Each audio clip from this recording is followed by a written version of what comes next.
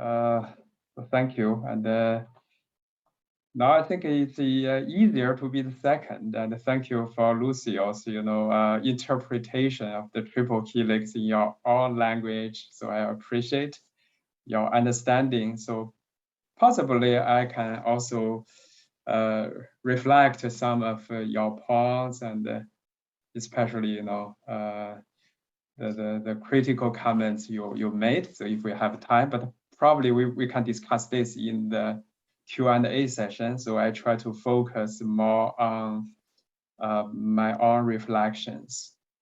So basically I'm on the chapter 5. So it's about two perspectives of triple helix model. So I have been following the triple helix work for years. So I have been heavily engaged in triple helix research.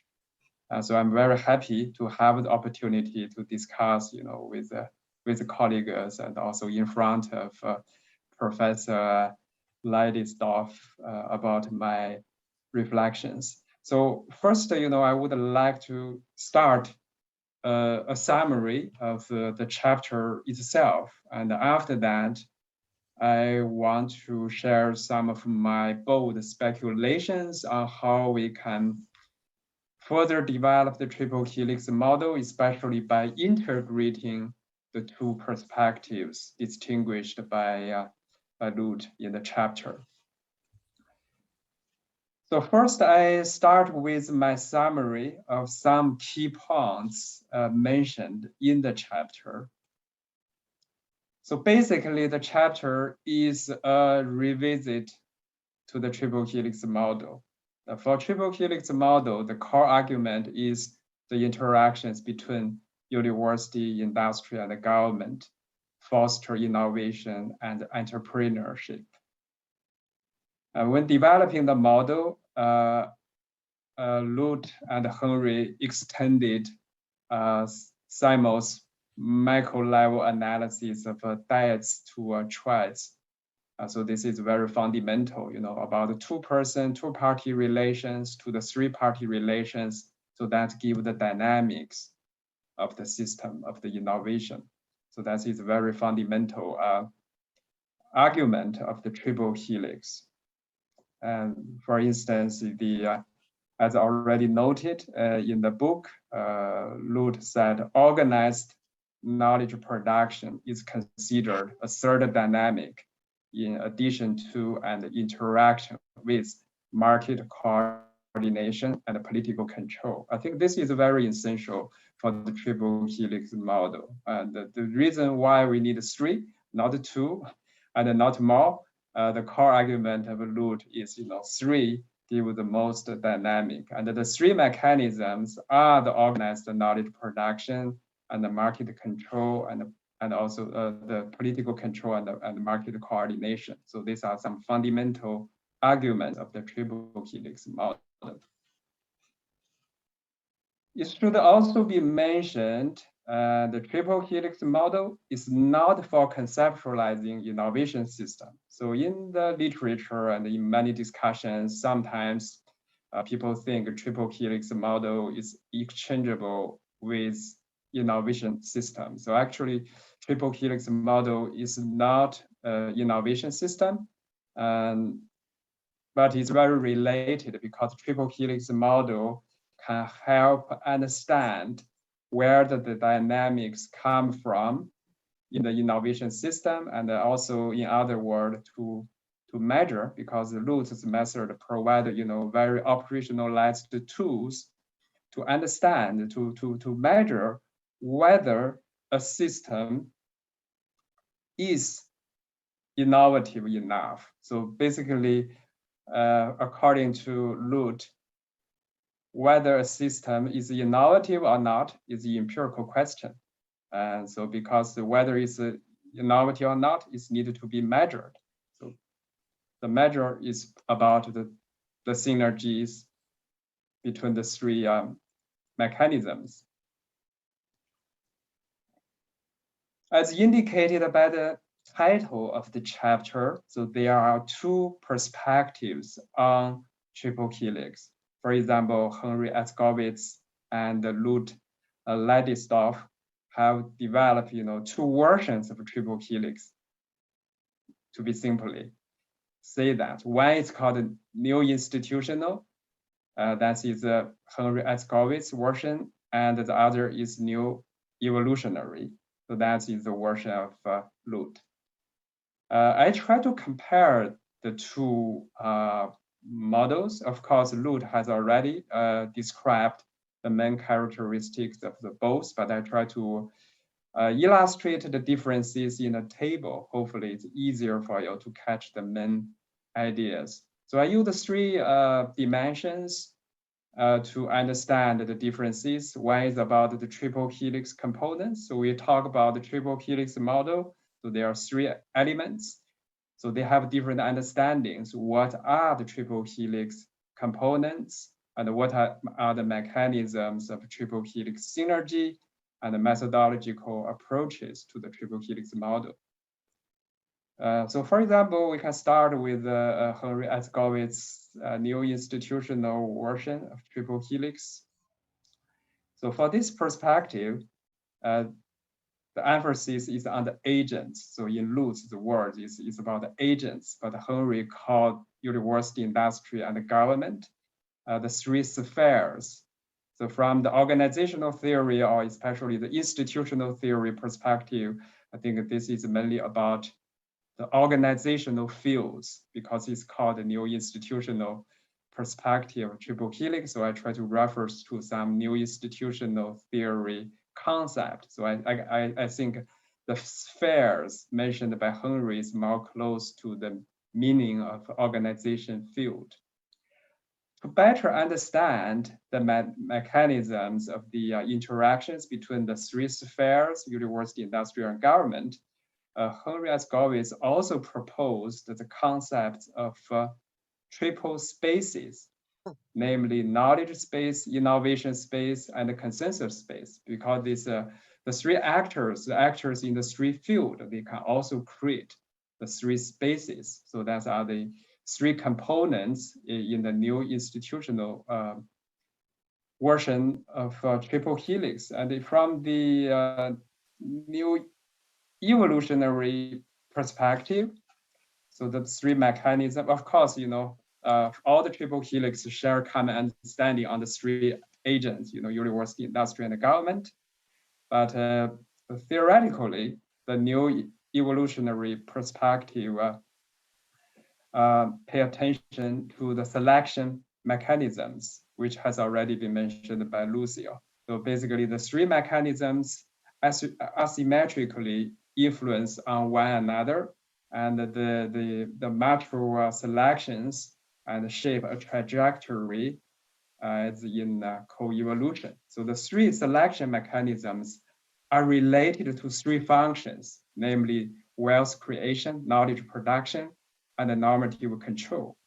And the three functions somehow also can be linked to the three actors, university, industry, and the government, even though all the three parties can play all the functions, but relatively, universities are more engaged in the knowledge production and their primary function, and so for the industry is the wealth creation. So when explaining the mechanisms of the triple helix synergy for innovation, Henry called the mechanisms taking the role of the other. So that means when the three actors interacting with each other, it's not about how they collaborate, how they have the links. It's about how one can take the role of the other. For example, I think Lucio has already mentioned, when we talk about the knowledge production, company can also produce knowledge, right? So of course, universities can also, they can develop companies. They can also, directly contribute to economic growth through wealth production. But according to Henry, so this is about taking the role of the other. But the core of the taking the role of other is the one party must maintain their main function. So that means when they are taking the role of the other, they do not lose its main function. For example, universities still take the knowledge production as a primary function, but they engage with the company, they play some role of the company, as well as, the engagement with the government. According to Loet, the new evolutionary perspective, basically, I think that has already been elaborated very well by Lucy. Also, it's mainly about, the calculation of the multiple redundancy, about the triple helix indicator. I think you probably already discussed this in chapter 4. So because of their theoretical assumptions, I mean, the two approaches have different theoretical assumptions. So in the empirical studies, scholars using different methodological approaches. For example, when people applying the triple helix version of Henry Escovitz, researchers normally do qualitative case studies or using network analysis. And for those researchers following Loet, so they apply the triple helix indicator developed by Loet. So this is a very simple version of the comparison. And so there are also some fundamental contributions of the new evolutionary triple helix. So for example, the first contribution is the proposition that 3 instead of 2 coordination mechanisms making the differences of a knowledge-based economy from political economy. The second is helps operationalize the dynamic of innovation. And the third is equips triple helix with the theoretical engines. So basically that is a CMS triadic ties and evolutionary economics. So I have been personally following both Henry and Loet's publications, and I found somehow the two perspectives, they are very much, similar, and somehow they can be integrated. So I want to, continue from here to talk about how the two perspectives can create also some synergy. So I consider that there is a common ground for synergy building between the two perspectives, because Escovitz's concept of triple spaces and Leydesdorff's concept of triple functions, both are used to understand the roles of university, industrial, and the government in innovation processes and how their roles, their functions are overlapping. I think they share, some common ideas on this. Sorry. I consider two perspectives can supplement each other. So because on the one hand, Leydesdorff's triple helix indicator can better explain the taking the role of the other. Because when we talk about taking the role of other, sometimes it's quite abstract. You can understand, but empirically, if we want to make it more concrete, so the triple helix indicator about the interactions between 3 functions or multiple redundancy between the 3 functions can perfectly measure the taking the role of other. So to what extent these 3 actors taking the role of the other. So on the other hand, and Loet's calculation is too mathematical, sometimes it's abstract. However, if we bring these calculations into the context of interactions between the spheres and the spaces, linking to the communications networks of the 3 actors, so it makes sense. So bring some more abstract calculation into concrete empirical settings. So I think the two perspectives are really supplementing to each other. So when I bring them together, so I have developed a new figure to illustrate how the 3 kind of triple helix, meaning triple helix spheres, triple helix functions, and triple helix spaces, how these 3 kind of triple helix interact with each other. So this also illustrates when we're talking about triple helix. So actually, it's not simply about the university, industry, and the government. If we want to go to theoretical assumptions, taking the two perspectives, actually, they are talking about the three kinds of triple helix. I can also further link, but this is really my hypothesis. So I just take some speculation because in the chapter 5, Loet mentioned the three order the innovation dynamics. So I'm thinking probably referring to the figure I just showed to you. So the university, industry, government interactions may correspond to the first order institutional dynamics among the agents, because Loet called the university, industry, government agents. And the spatial interactions, meaning the spaces, the three spaces, their interactions are related to the second order dynamics of interacting communications, because the three spaces are mainly created through the communications between the three agents. And the functional interactions reflect the next order dynamics based on interactions among the three mechanisms. So I try to somehow link the three kind of helix interactions to the three order of dynamics. I think this is main points I want to make from here, but I would like to go a little bit further about how we can find a new perspective to look at the triple helix. So for example, I follow the integrated model, so I can use genes as a metaphor for innovation dynamics. So innovation dynamics are from the three spaces, meaning the knowledge spaces, consensus space, and the innovation spaces. So in each space, so they are associated with three functions relatively. And the actors or the agents are the core, the university, industry, and the government. So they are engaged in all the spaces, taking the role of each other for the three functions. And the traditional triple helix, we call it, university, industry, and the government. They can be the DNA. So if this is the DNA, then the other, all the three triple helix, so they make of the genes, because the genes are made of DNA. So this is my little bit of creative thinking about how we can reposition the triple helix model.